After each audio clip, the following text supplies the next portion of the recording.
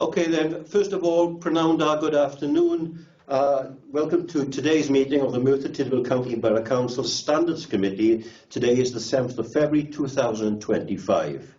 I believe that we are joined by members of the public today. Can I confirm that? Yeah, you are very welcome to listen and participate, not participate, but to listen and observe the meeting today. Okay, first of all, can we go to the agenda? Apologies for absence.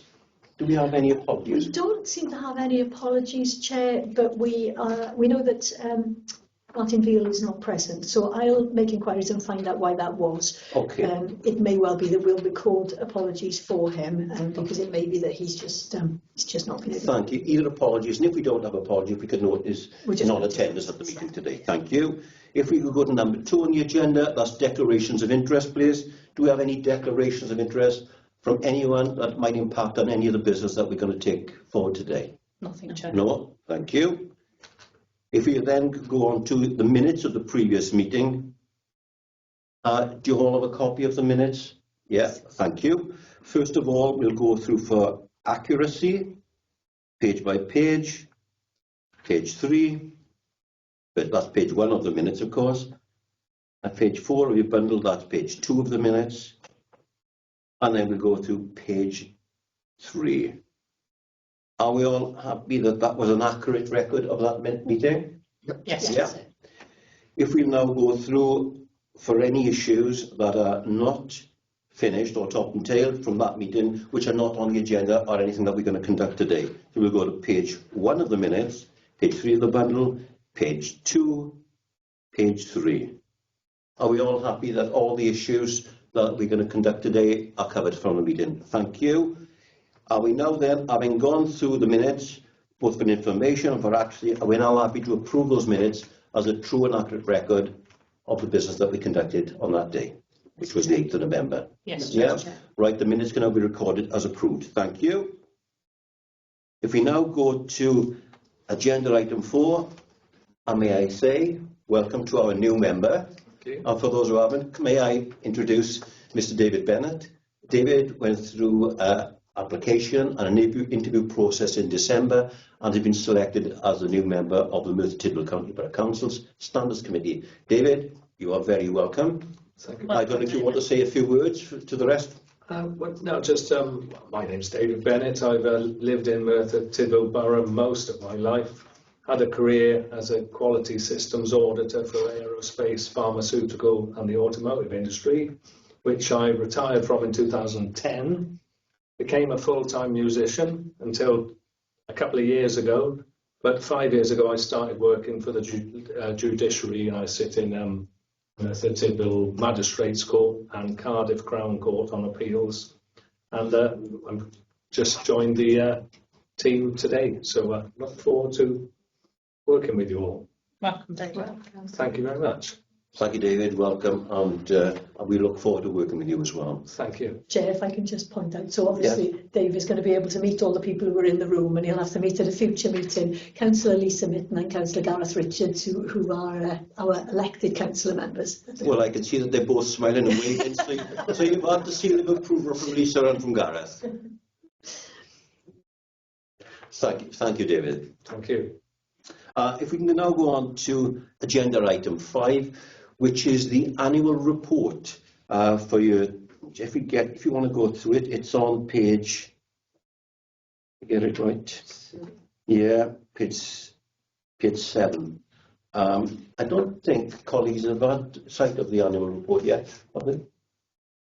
It was sent out. You've all seen it. That's good. That's good. I know that I've signed it off, but I just want to make sure that Lisa and Gareth, you've seen it as well.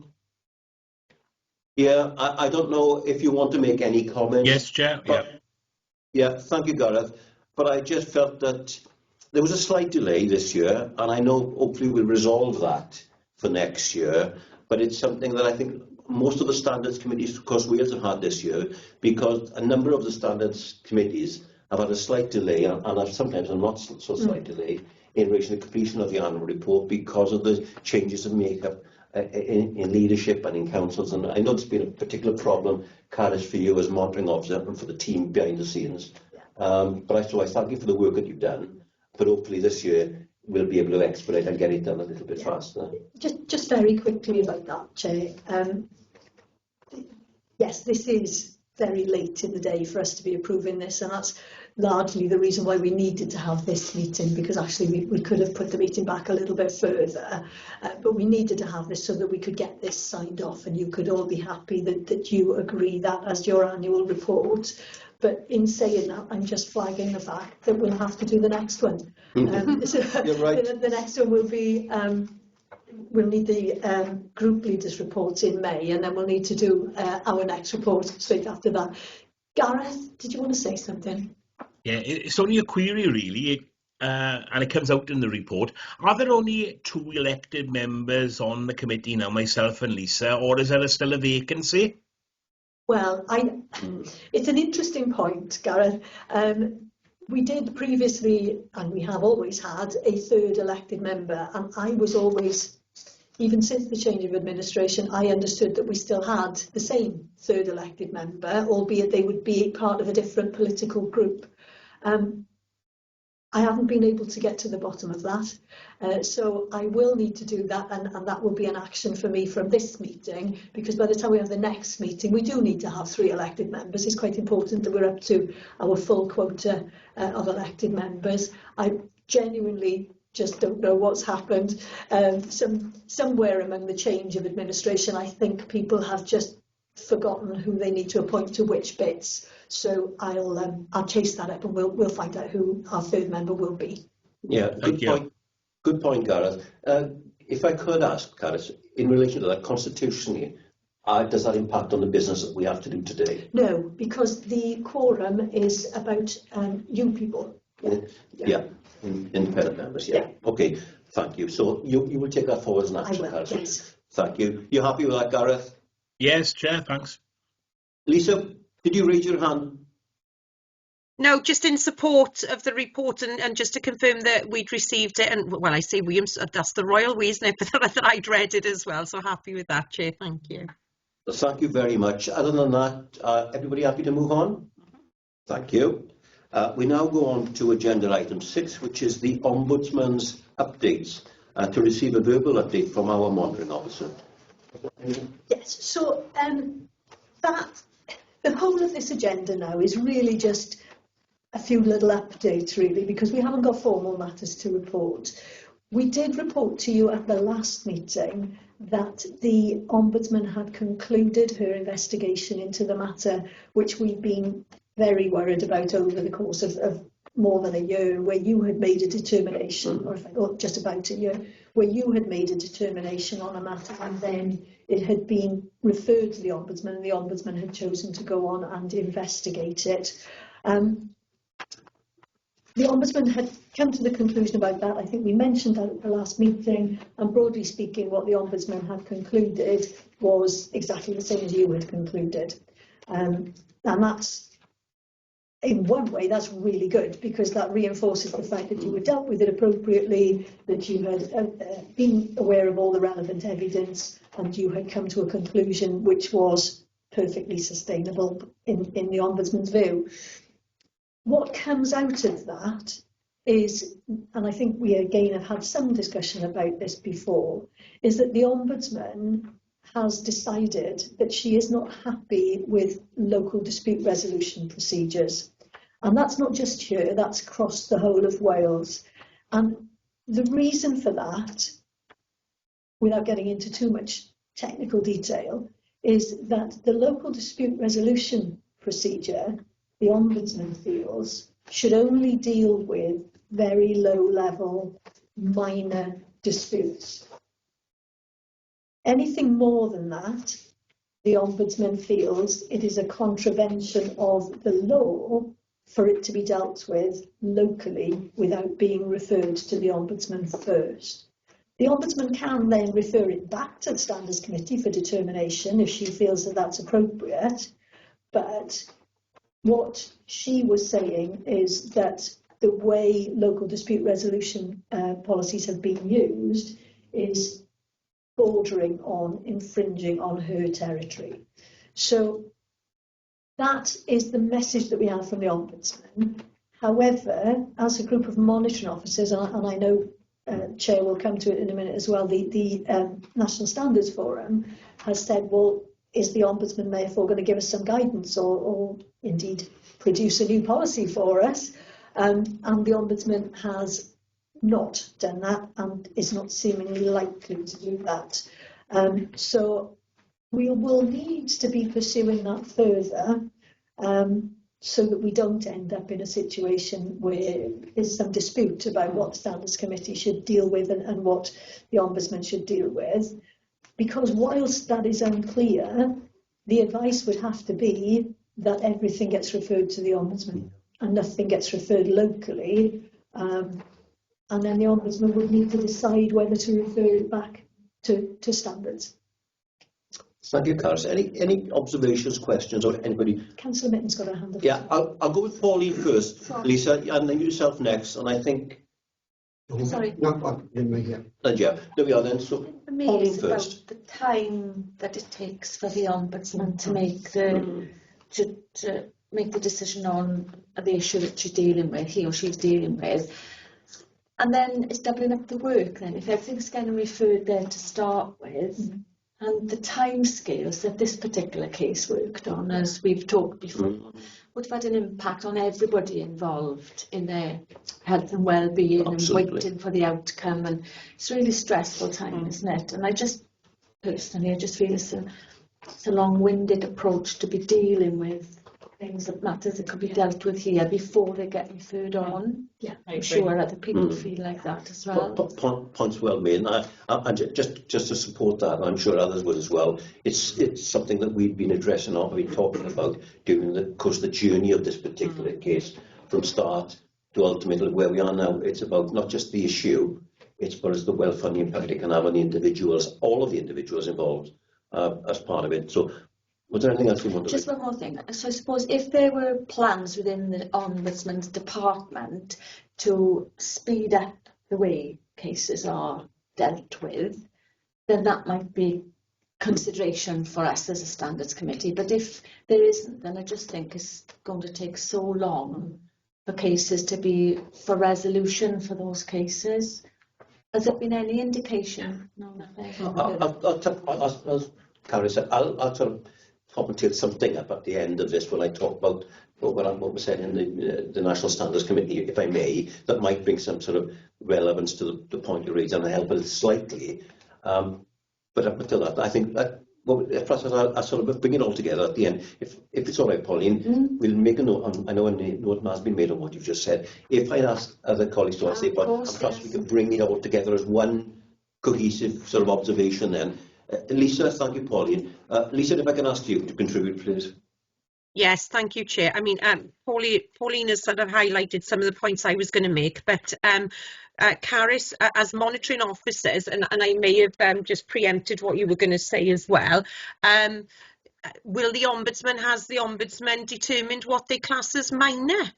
Because, you know, we would need some understanding in relation to what they perceive as minor, and then reiterating a couple of points already made, Chair, and I think, you know, post this and obviously post what you're going to tell us as well, but I would be minded to suggest that with Carys's support and in support of our monitoring officers and in support of standard committees, that we take this matter up with the WLGA as well, because, you know, just to remind ourselves, and I have had, you know, personal experience of this, if it wasn't for Carys's intervention, or our monitoring officer, not to be so personal, but as a monitoring officer, if it wasn't for Carys's intervention on numerous what I would perceive as minor tit for tat, let's just I'll say it in layman's terms, they could have gone on for several months, if not a year, knowing the timelines that all you know, non-speedy replies, if you like, that we've had or not had from the Ombudsman. And as my colleague Pauline pointed out, and I've shared this with you before, the personal mental health implications and stress that brings then, you know, you really want to do a good job. Sometimes, you know, we cross paths and perhaps we say something that we you know, it is a code of conduct issue, but the monitoring officer guides us on that. And when I say us, I mean all 30 councillors, you know, but they guide us on that. They give us advice and guidance, you know, and what I can say is I know that some of those minor instances, those things haven't happened again. You know, people have learned their lessons, they haven't, but the monitoring officer was able to nip them in the bed through the Constitution, through monitoring officers' policies and procedures. So I'm a little bit perturbed that the Ombudsman, who, you know, thinks she can, or wishes to, I'm trying to choose my words wisely, wishes to take it upon herself that minor issues are a matter for Ombudsman, and I think we just need to clarify, as everybody's just said, I'm reiterating the point, but we need to see clarification on that, Chair. It does worry me, and it worries me significantly because, as my colleague Pauline has said, the amount of time it takes, but it also takes away from the importance of our monitoring officers as well, and the advice and guidance they give. It's undermining them, and I'm not happy. Thank you, Chair. Thank you, Lisa. Good contribution, and your points are well made and received. I'm just thinking that Dawn next, and then Jeff. I just think, you know, the response that they sent out, it sort of contradicts itself anyway, because the reason that we came to our conclusion was because we'd conducted a thorough investigation based on the evidence that was presented to us, and therefore there was no sanction given. But without that investigation, and therefore the evidence that was then sent to the Ombudsman showed all of that investigation and showed that there was no sanction to be made.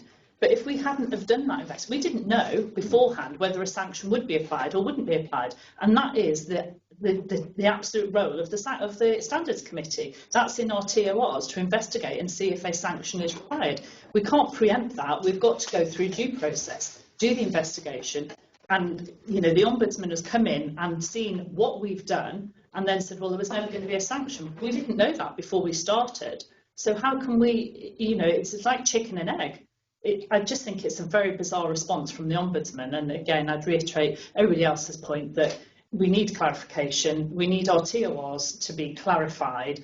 And I think the Ombudsman needs to, you know, be aware that she was presented with evidence that we got after we'd conducted that investigation and came to the same conclusion that we did. But we didn't know that before we conducted our investigation. It's ridiculous. It really is ridiculous.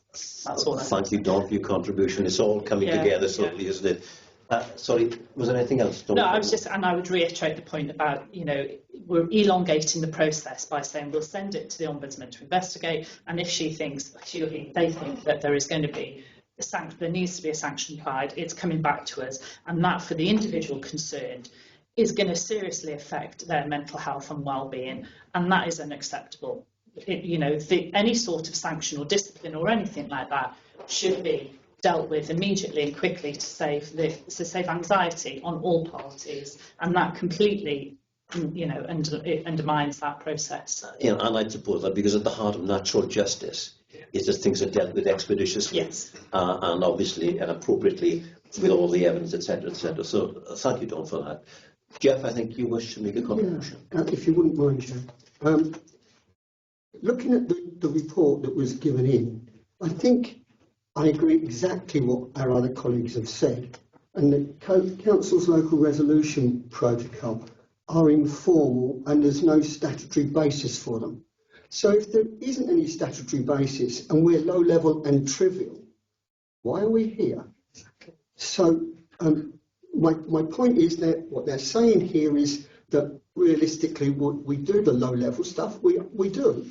But under guidance, we give advice and counselling to councillors like me, in case we break the rules. So, and it also says that we receive some inappropriate for consideration the information given to us. I don't see that. I think I agree exactly what Lisa's saying. It undermines the monitoring officer or any other legal officers we have of giving them our advice. So I was quite annoyed with this. I don't want to say too much here because I need to keep it under control, but I do ask, perhaps, Chair, could you give us a bit of a steer? Are we able, or would you be able to write to the Ombudsman in some form, but I'm not going to give you the form, I'll just ask you to guide us in that, how we might record our displeasure, if that's the right word, and how we might seek clarification going forwards. Yes, and this is probably where, if you're happy to not, I'll sort of try and bring it all together now and come up with what I think is an appropriate response, if I can use those two words. Chair, can I just, before you start, and I don't want to break off the thread once you went to, it's probably important to identify that when the Ombudsman is referring to the local dispute resolution procedure being low level and non-statutory, what she seemed to have been concerned about was that where there were alleged breaches of the code of conduct, that could take things out of the level of the local dispute resolution procedure.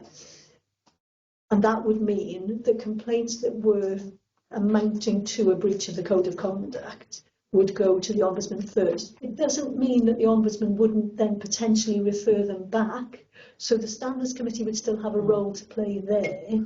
But it would mean that the decision as to whether they were dealt with by the Ombudsman's office or whether they were dealt with by the Standards Committee would lie with the Ombudsman rather than here. So I accept all of the points that you make, but I think it's just quite important to make that difference, because I think it was something that happened which took the Ombudsman by complete surprise. I think the Ombudsman was very surprised that we had investigated that complaint, because she thought that everybody would realise that would be something that would go to the Ombudsman. But then when she raised that, and I raised it in the Monitoring Officer group, I know Mel raised it in the National Standards Forum, she discovered that almost all of the local authorities have the same local dispute resolution procedure and probably would be doing the same thing. And I think that came as quite a significant surprise to her, which led to this as a follow-on process of this outcome and us having all of this reporting back, but hasn't led to a conclusion which says, so what you need to do is this. And I think that's the thing that we need, is okay, if you want to say that bit was wrong, bearing in mind Standards Committees are a statutory requirement, they have a statutory terms of reference, there are all of those things in place. Somebody needs to square that circle then and say, so how does that fit in with the requirement to have a local dispute resolution procedure, which the Ombudsman had required us to have, and how do we manage making sure that they don't conflict with each other? Thank you. Jeff? Just on that point, Caris, we can do that. Just on that point, obviously this Standards Committee is guided by the chair and yourself, or anybody in your position. And as experienced as you are, you give that information to us, what we can and what we can't do. What should go to the Ombudsman, what doesn't have to go to the Ombudsman. And we, like anybody else, followed that advice. And you, like anybody else, followed the advice in legislation. So I can't see how the Ombudsman can say that every council is possibly wrong in there and she's right, or they are right. Yeah, I think the legislation does say exactly what you said, because I read the legislation and I came to the same view that you did. It could have been dealt with here. But hey, that's just the way it is. I do think we need clarification here, I really do. I do. Thank you, Jeff, for that contribution. And if I just can continue, what I was going to say then was, I think about 18 months ago, I gave a presentation to full council here on the standards and standards committee here and what expectations were in the way. It was called the way forward, and I think we're at a way forward moment now ourselves, where we just need a clarification, picking up on what everybody said, on what do we do next. Because I will touch upon what was said at the All Wales committee yesterday, because this particular case was brought to the attention, just as the documentation that you've had, to all standards chairs. And we had a bit of a, not a debate, but a sort of issues about exactly the same as you just spoken about as chairs, because every one of the chairs is in the same position, because they were assuming, just as Caris has said about the way we were doing it, that they were doing it appropriately, and almost everyone that contributed did indicate that they would have done exactly the same as we in Merthyr Tydfil Council did in relation to this particular issue, and we're there. And also another issue that cropped up was, of course, which flummoxed me a little bit as the chair, once we conducted our process and our procedure, and I'm right in saying there is no appeal process. No, and that was one of the things that the Ombudsman felt was a difficulty, was that our procedure was very clear that once it concludes, that's the end and there is no appeal process. What the Ombudsman was unhappy about was that she felt that precluded somebody from making a complaint to the Ombudsman. And that was because we had raised the issue, well, if we've dealt with it, come to a conclusion and there is no appeal, how can somebody then just effectively go round that and repeat the complaint somewhere else? Because that's creating an appeal by the back door. And the Ombudsman felt that that wasn't what that was that the person concerned could have complained to the Ombudsman at any point anyway, and so they were still able to do that. So again, that's something we need to clarify, really. I just think on this one, it's sort of bringing it to a conclusion, because we could talk about the issues forevermore, is I just feel that rather than just say, well, that's it, then is it, because there's still a few loose ends left here, Carys, and I was wondering, with the approval of the committee, if perhaps, myself and Carys have a conversation, try to prepare some sort of response, not to sort of keep dragging issues in, just to say, I still think it's an action for the Ombudsman's office to clarify, not just for us, for every standards committee in Wales, as to, right, having done this is what we said, and this is now, we think you need a clarification, because similar issues could happen again, not just with us in Merthyr, but across Wales. So I just think we need to sort of go back to Michelle Morris, the Ombudswoman, just to find out, what's the way forward. The way forward. Well, are we all happy with that action? Yes. Yeah. Thank you very much. And can I just say, David, just to bring it all into context for you, because I know you're sitting in on listening to something we've already done. It's almost like, we saw the incident happening and we're talking about it. This is as a result of a quite elongated and prolonged disciplinary issue that we dealt with during the course of during last year. All right? And it went on a bit when it was resolved by ourselves in a disciplinary hearing. A decision was made, and then there was an appeal of that decision. It went to the Ombudsman, and the Ombudsman's office then took quite a while to relook at it, which resulted in this particular report which you've seen.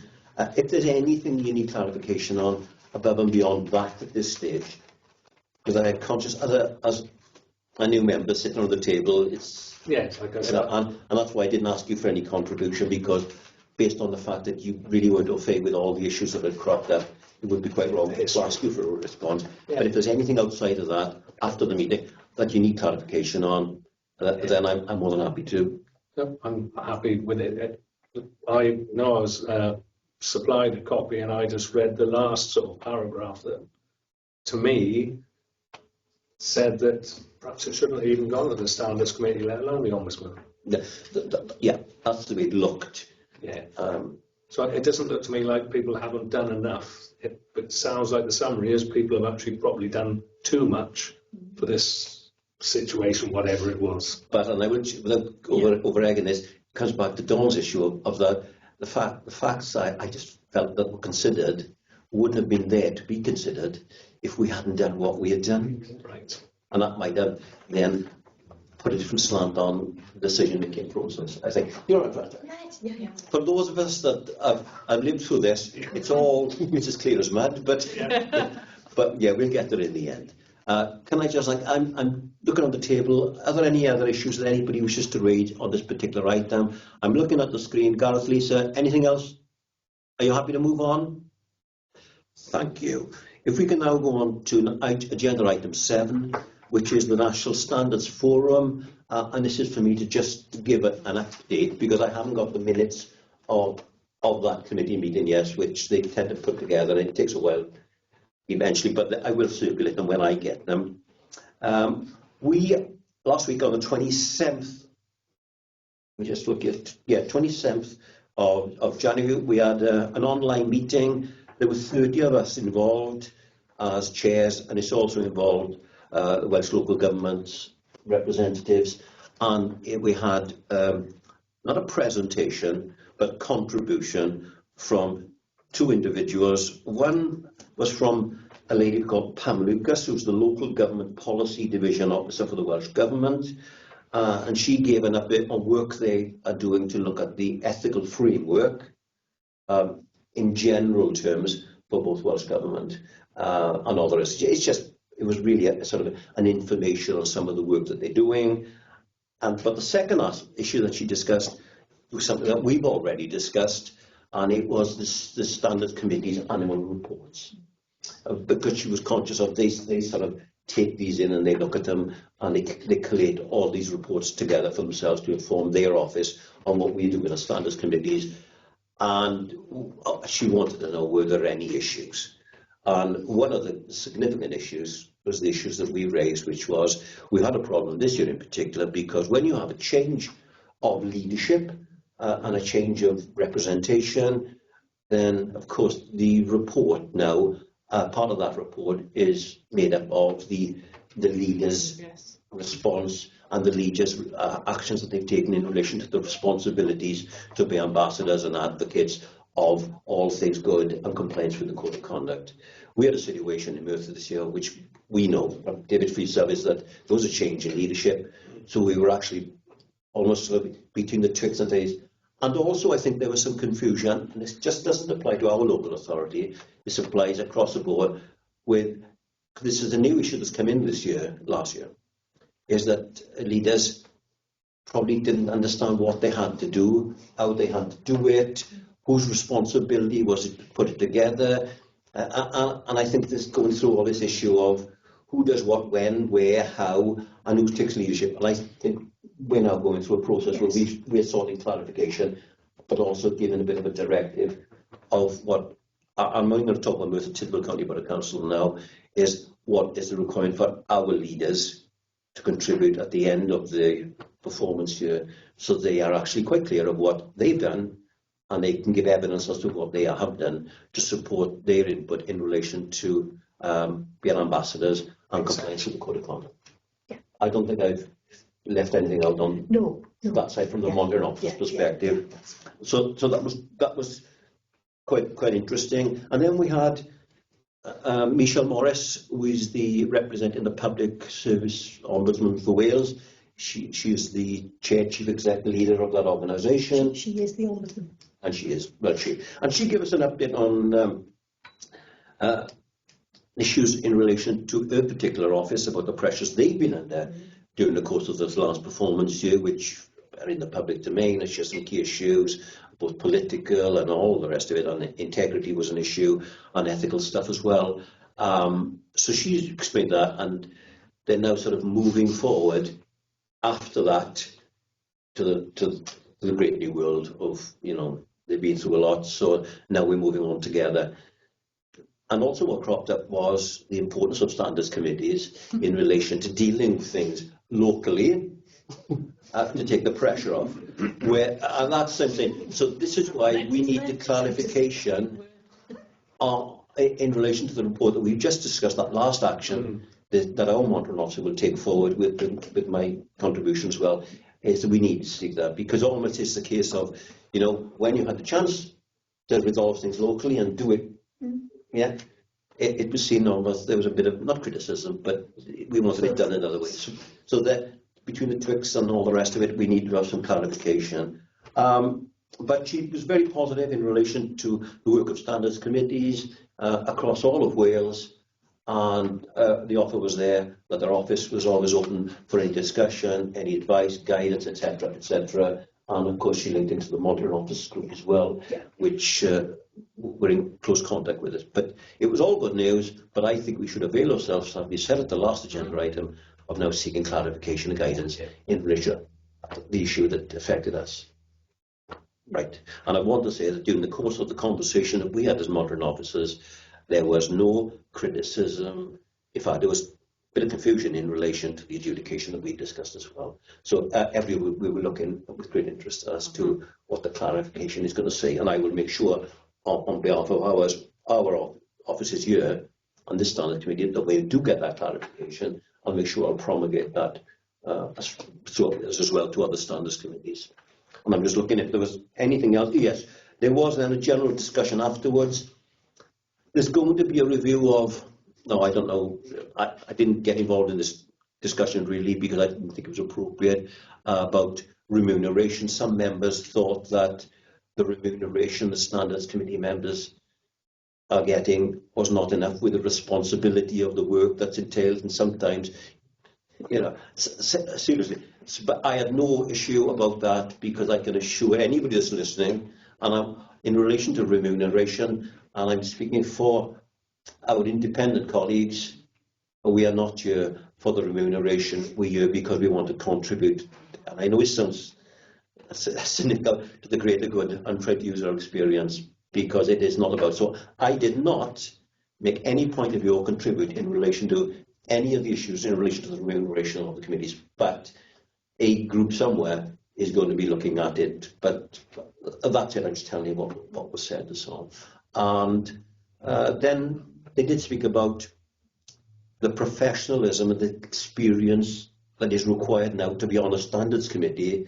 There were some members who have been involved for many years, perhaps I was one of those, but I didn't feel it this way, is that the days of people having appointments on committees, whether they're for local authorities or indeed for health boards, and they went on to websites, gone are the days where it was merely a time for people with a bit of time on their hands who now wanted to give up something back, because the demands on people, as we've seen in disciplinary, you need a level of understanding, experience to be able to contribute effectively, and the pressure is now on people who apply for positions, and indeed we've all, as independent members, had to do that.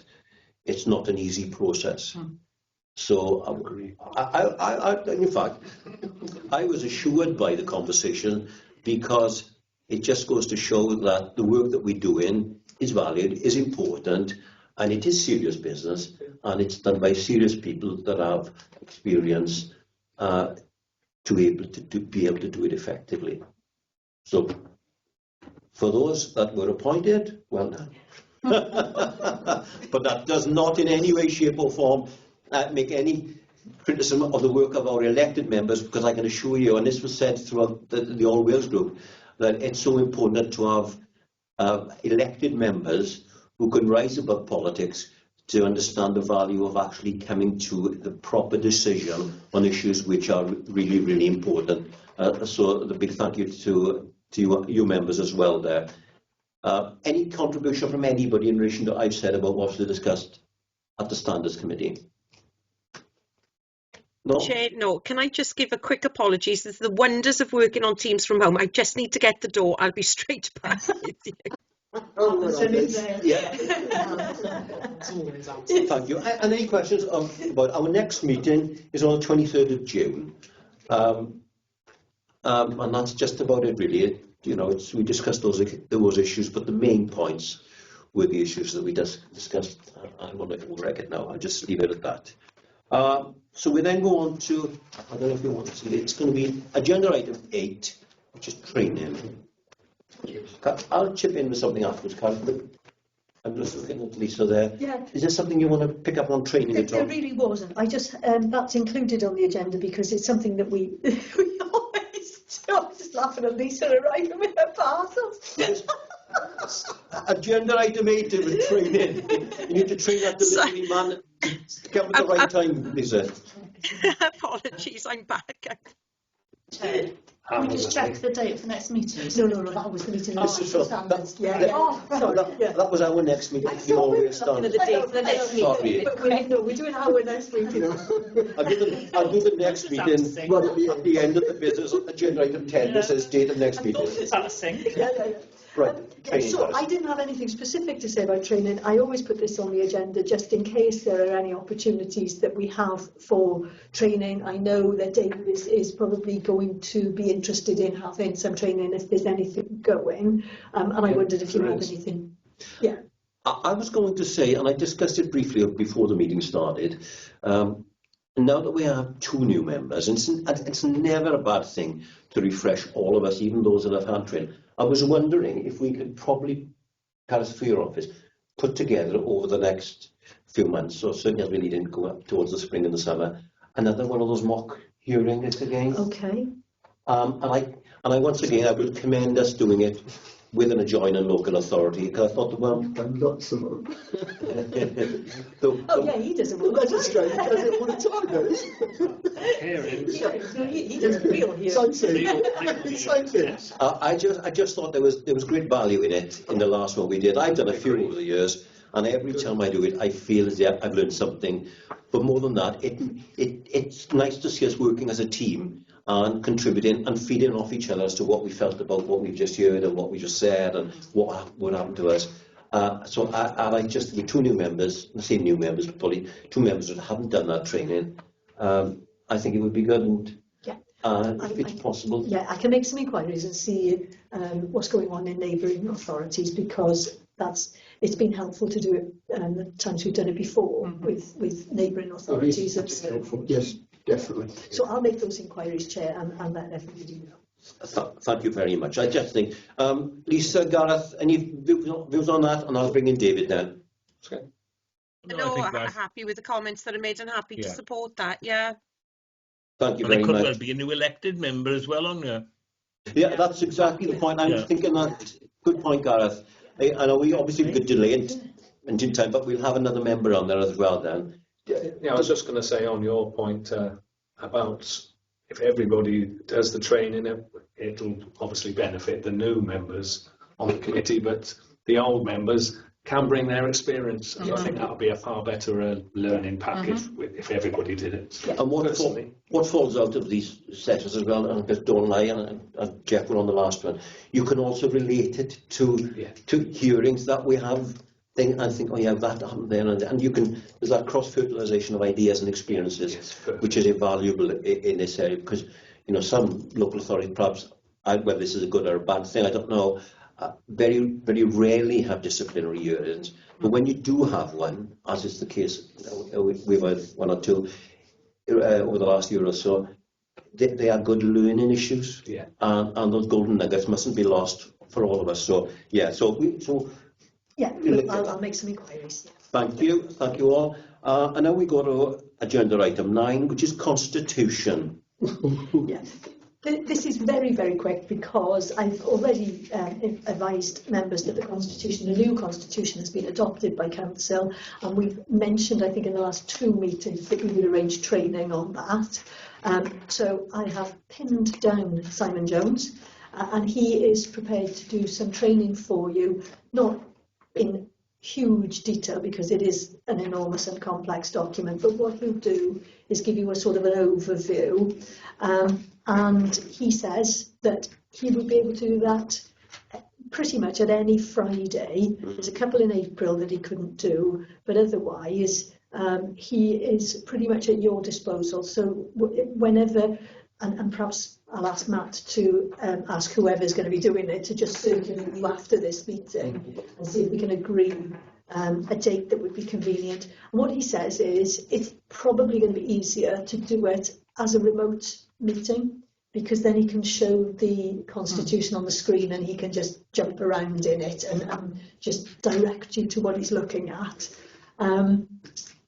So that was all I wanted to say about that, was that if everybody, if somebody from Democratic, whether it's Matt or somebody, can circulate you all afterwards to just find out a convenient date. Probably best not to do it on the same day as the Standards Committee, I think, because once you've had the committee, the constitution training bit would probably take up too long. I think you'd probably end up, that would be quite a long afternoon, so we'll probably do it on a different date.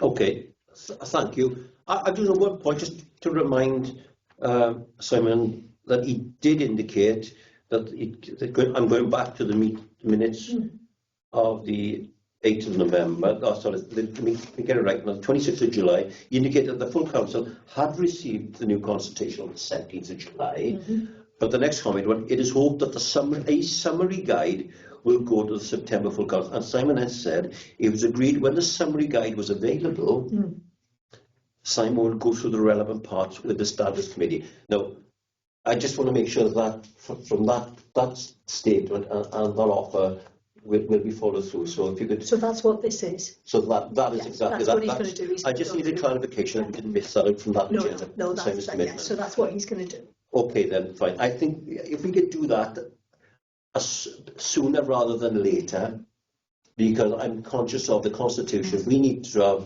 this guidance and Simon's input and a training on that, because what I don't want us to do is go forward without having an understanding and a detailed presentation from Simon Jones in relation to the Constitution. So we've got the offer, and I'm sure I don't know if, did you say, Matt, you'd be linking in, doing something?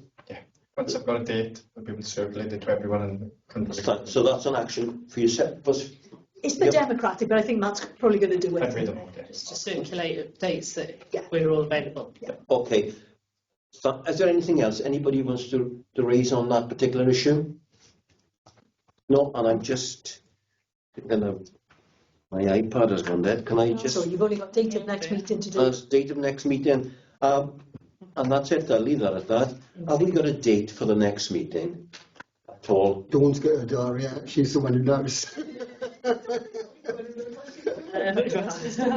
I'm thinking you probably would be looking at about April. What's Easter? Easter's the 19th, Easter 7 days. Right. So that'd be the bank holiday, so it'd be Well, before yeah. that. Yeah, so the Good Friday will be Just before So we've got Friday the 4th or Friday the 11th. of April. everybody chip in. So Yeah. if you can't do the I 11th, I can't do the 24th. so I that can't would do be. the 18th. I can't do after the 18th. All right, I'm going to abandon the idea of saying April. I tell you what. If you go for April the 4th, that's a Friday. Who said they couldn't do the 4th? Somebody just. No, I said the 24th. Did 24th. somebody say they I- couldn't do the 4th? I can do the I 4th. can do the 4th. Oh, there we are. That's like, And I can do the 4th. 4th. what about Lisa and Gareth? 4th? Sounds good to Yeah. Lisa. Oh, Oh, Wait, was that yes, Gareth, or no? I think it should be right in the afternoon, yeah. Not 100%. There's a big litter pick being organised by the council on the Taft Trail. All right, okay. Oh, you'll be tired picking litter by then. Yeah. Come home and do the standards committee. Well, we provisionally say let's put it into our diaries for 2 p.m. Friday, the 4th of April. All that's left for me to say, unless there's any contribution anybody else wishes to make, and I'm looking around the room and to the screen, is for me to say once again, thank you for all the contribution that every one of you have made today. It's been very valuable and important in what we're doing here. And wish you a safe journey home. And I'm sure I'm looking at the screen there. Don't go too far to get home, both of you, on the screen, Lisa and Gareth. Wish you well and thank you very much for your contribution. Lisa's got another 2 parcels to go. I want to watch Lisa opening her parcels. It could be so exciting. And The door's gone again, the dogs are barking, but I'm just pausing before I go and get it, before we close the meeting. You keep saying it's parcel deliveries, Liz. If I can conclude the meeting now, Thank you and very much. thank you, and thank you to the members of the public who may be attending. Thank you, Chair.